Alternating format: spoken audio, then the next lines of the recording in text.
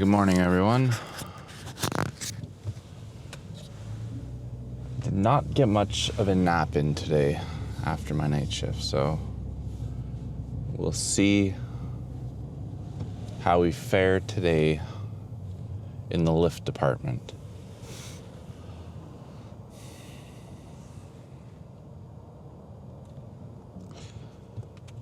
It's gonna be a leg day today, so gonna be more isolated stuff. I'm probably gonna do some back squats, so I've been trying to be a little bit more frequent with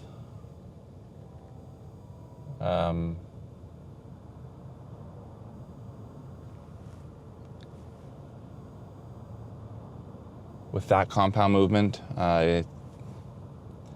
Gonna save the hack squats and everything else so for my lower body day, which is in 2 days. So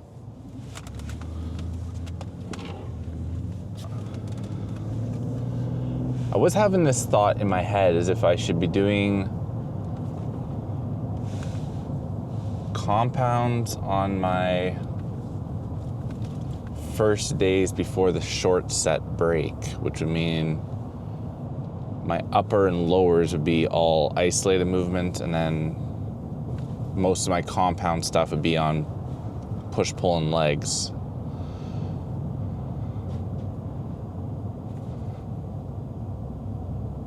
Because that would mean I would have more time for those muscles to rest after the upper lower, and it would have technically well, that's not true either. Chest would only have 1 day of rest. Whereas if I do compounds on push-pull legs, then they have 2 or 3 days. I think we'll just stick with what we're doing right now. Either way. So one compound and the rest is going to be isolated. So leg extensions, leg curls. We're going to see what's available. Hoping to do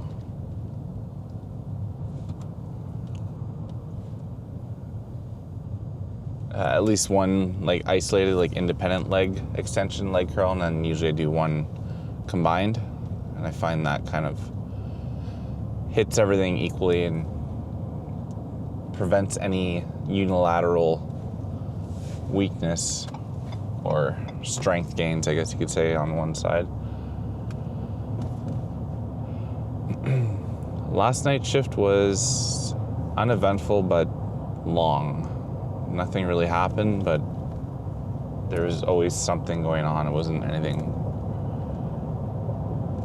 overly remarkable. Just enough to keep everyone kind of up and going throughout the whole shift.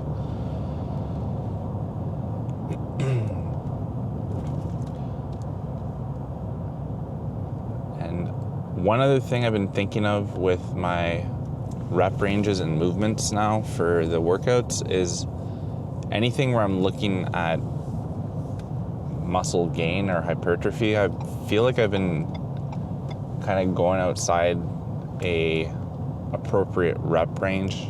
Not that there's any really wrong rep range, but hoping to kind of stick in the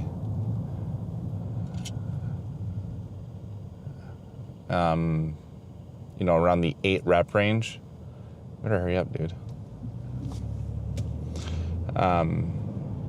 That way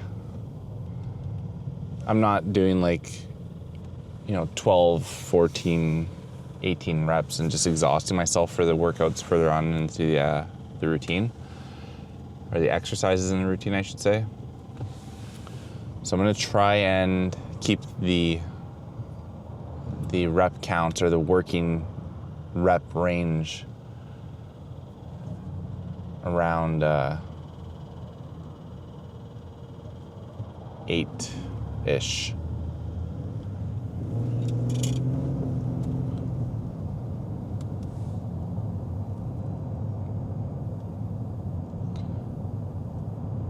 The gym looks particularly busy today. I don't know if I'll definitely probably not be mustering up no courage to videotape anything, But as always, I'll bring everything in with me just so I can sit there and stare at it in my bag. Application, I am hoping to have everything sealed and sent this weekend. Ideally, it would be done tonight before we leave for camping, but we'll see. We'll see what goes on. We've got a full night of hockey with the girls tonight. And then I also have a CME I'm supposed to attend, so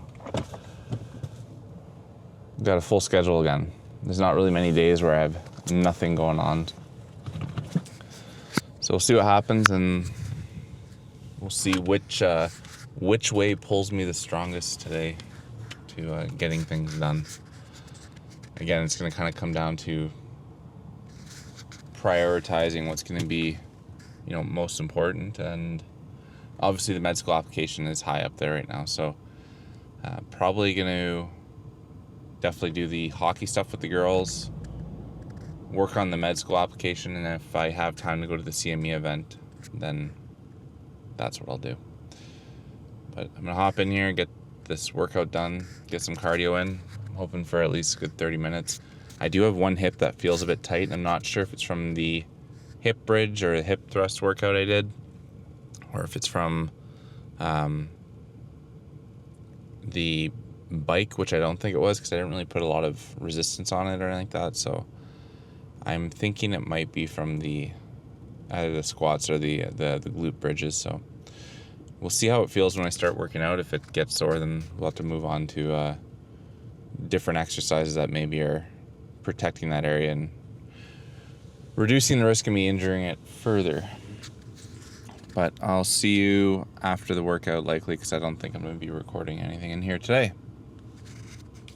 All right. I'm going to call that a successful leg day. Legs are very sore. Oh my God. Did not get into recording anything while I was there though. Definitely a lot busier than I'm comfortable with, considering I haven't even done it with just a couple people in the gym. So I'm going to press myself after I get back from camping that I start recording some stuff, either like a post-workout video in like the studio area if it's not being used, or some working sets or something like that if I'm feeling up to it.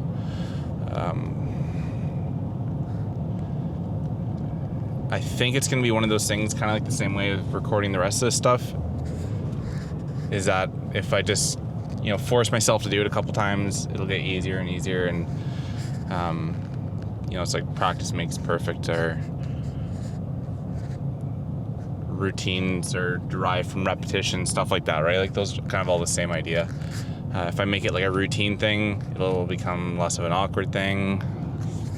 And if it seems to do all right with videos and it doesn't seem super awkward, then it'll probably also help me. And I think too, like the huge problem, and I've talked about this before, is kind of like the inner dialogue I have is, why am I, or why should I be the one to say anything about like how to do lists at the gym, or what's a healthy diet, or stuff like that. And I just gotta like think back to like I've been in the gym for 15 years, let's say, doing weightlifting. Obviously not like athletic level or performance level weightlifting, but I would say that I've had varying degrees of success with attaining goals as far as like building muscle or losing weight, and then also like background in healthcare and anatomy, physiology, stuff like that obviously would play a role into being able to have some educated discussions on weightlifting, muscle training, kind of just all the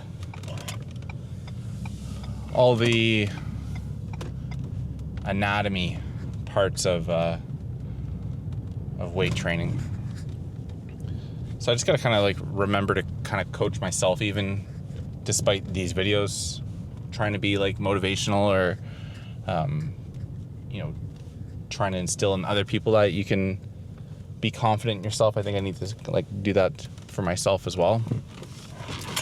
So that's something I'm going to work on and, try to correct that self-dialogue in myself so that I can, do these things that I want to do. And whether or not they're successful as far as the video goes, that's a completely different thing. It's just for myself, I want to be able to, kind of go over these hurdles and record these things, like practice these, I don't want to say interview skills, but like I said, these conversational skills or just being able to be comfortable talking in front of people is something I've never really been super great with. So I think, like I said, just kind of pushing myself to go over that hurdle, stop planning on how to do it and just kind of do it is something that I'm going to have to work on achieving in order to kind of move forward with that part of these videos.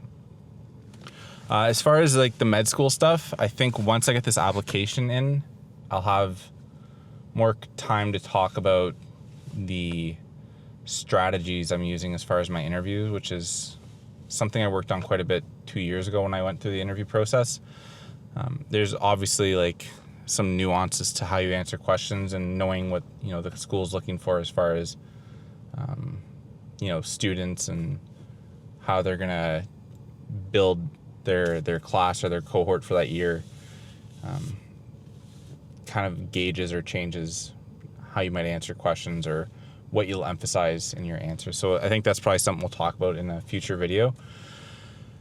And yeah, I think like those are gonna be the two main things. Like I said in a recording I made a few weeks ago or last week, I can't remember exactly when it was. The healthcare part as far as like paramedicine is probably gonna be like smaller, like maybe little interjections here or there if something interesting comes up. Obviously some of it's gonna relate to my med school application stuff. So that's probably where a lot of the conversation will come into, like my experiences as a paramedic and how I think it's going to relate and tie into healthcare as a physician and like my med school process.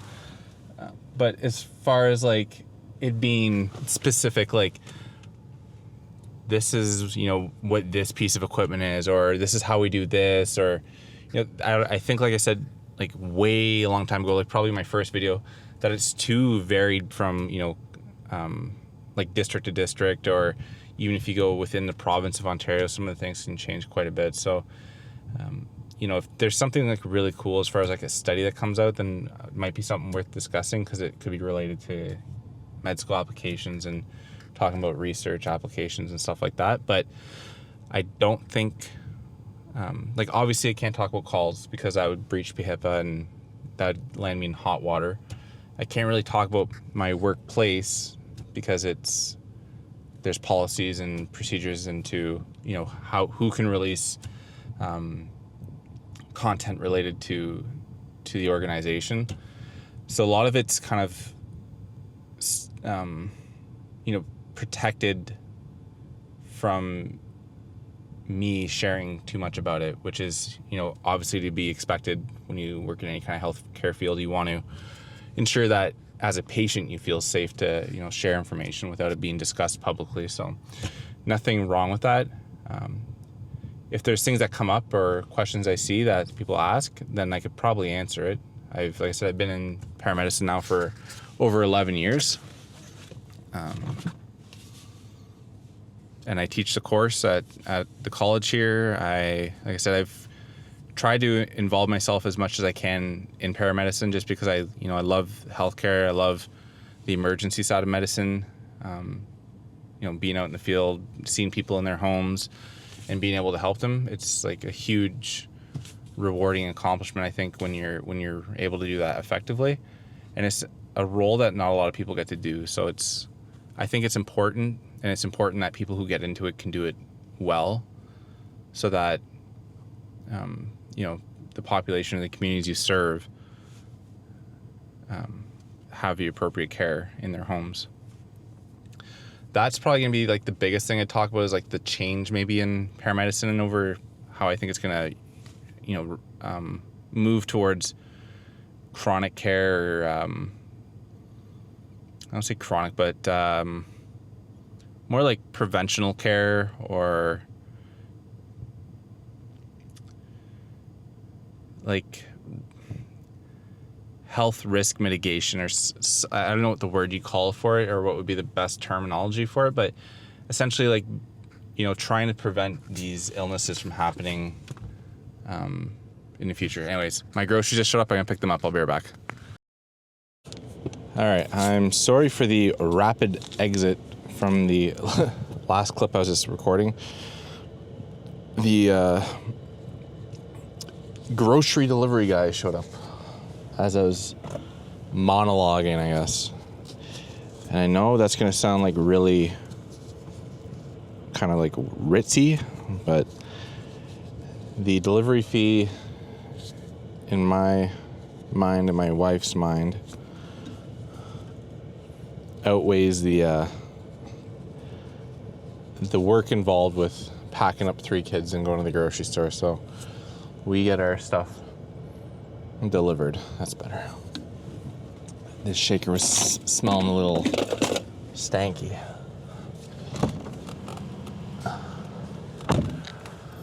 Okay, I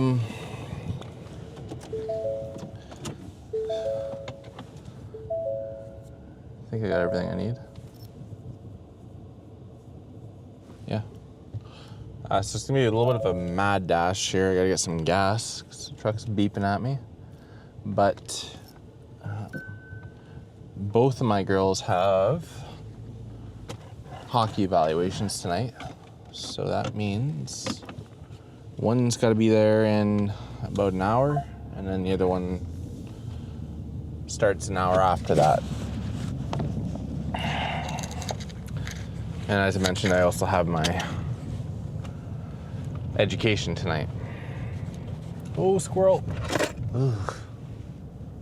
Jeez. So what was I talking about before we were interrupted? I think it was along the lines of taking my own advice and just biting the bullet, so to speak, and recording stuff in public places and forcing myself to get used to it just through exposure that way.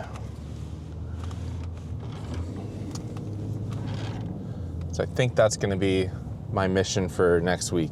I'm going to try and go to the gym tomorrow before we head out to the campsite, but it all kind of depends on what I'm allowed to do and my recommendations from the wife. So we'll touch base and see what the morning looks like tomorrow, and might involve a cardio and gym workout, might just involve some cardio, it might be nothing. If I do think of it, I will try to record some stuff out at the campsite. So I don't know how much hiking and stuff I'm going to do, but if we get up to anything interesting, I'll try and record that.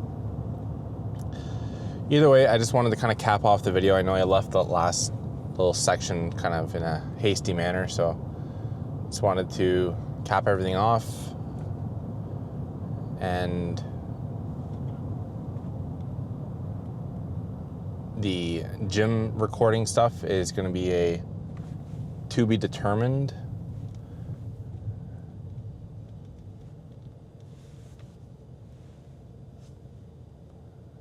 What the hell is that noise? Hey, doggy. To be determined based on, how I'm making out with my own inner turmoil on the topic. So for now, we'll leave it at that. Leg day was done. Went well. Got a good amount of cardio in today. Trying to hold off on some calories for the end of the day. I've done so far so good. I've pretty much just had like a can of tuna and a couple little snacks to get me through the morning. But if I can get into the evening, have a quick meal before I try and go to that education event, and then that'll round off the day for me. But anyone who's still watching, thanks for sticking around and struggling through this with me. hopefully it continues to improve, or if you've watched a couple of them, hopefully you've noticed an improvement. I don't know how much of it I'll be watching back, but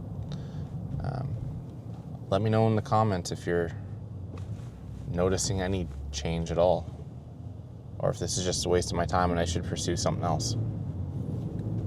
As far as like practicing talking, not pursuing it as like a career or a full-time gig. Obviously I'm not going to be able to leave my job to do this, because let's be honest. But yeah, I'll catch you in the next video whenever that gets uploaded.